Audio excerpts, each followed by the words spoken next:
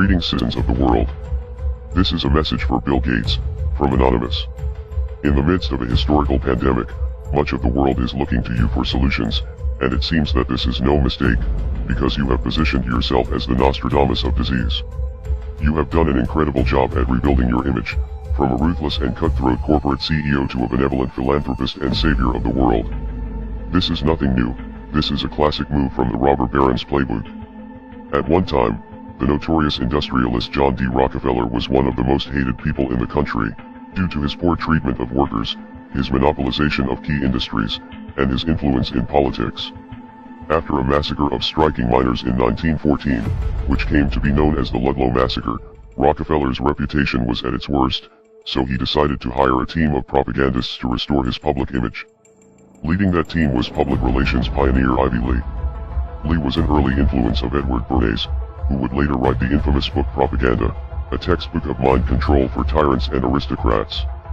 Bernays is the nephew of Sigmund Freud, and often called the father of propaganda, in which case Ivy Lee is the grandfather. Lee suggested that the families make high-profile donations to various charities and have photographs taken of them handing out money to the commoners to make the public think that they were good-hearted and generous people. Over time, the plan worked, and has been replicated by many other aristocrats who wanted to win favor in the court of public opinion. At the time of his death, Lee was being investigated by Congress for his work with the Nazis through the company IG Farben and a proxy firm called the German Die Trust. He was also a founding member of the Council on Foreign Relations. Now that the new and improved Bill Gates has dominated the headlines for years, many people have forgotten about the accusations of stealing ideas from others in your industry and then relentlessly using intellectual property laws against anyone who threatened your dominance. Your reputation was at its worst when Microsoft was caught up in an antitrust legal battle with the United States government, because you spent years developing a tech monopoly through your company. In 2001, Microsoft was forced to settle with the government and give up its monopoly of the industry, and the next year, you began shifting your time, and more importantly, your money, into the pharmaceutical industry.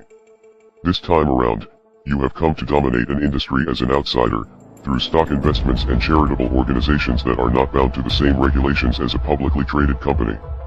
There is no doubt that advancing medicine is a noble cause, and it is true that investments in public health are important, but not everyone involved in the pharmaceutical industry actually has the best interests of the public in mind. As with any industry, it all comes down to the almighty dollar. There are some people in the industry who have good intentions, but judging by your track record at Microsoft, you are not someone who can be trusted. And let's not forget that just months ago, you were in the news because your relationship with the disgraced human trafficker Jeffrey Epstein was being exposed. Now, as frightened people around the world are demanding solutions and looking to people like you for answers, you have advocated for some extremely draconian measures, including a surveillance system to track down anyone who might be infected. Of course, all of this sounds like a necessary step in a global pandemic, and this virus is a very real threat, but in China and other places where these measures have been implemented, human rights violations followed quickly after.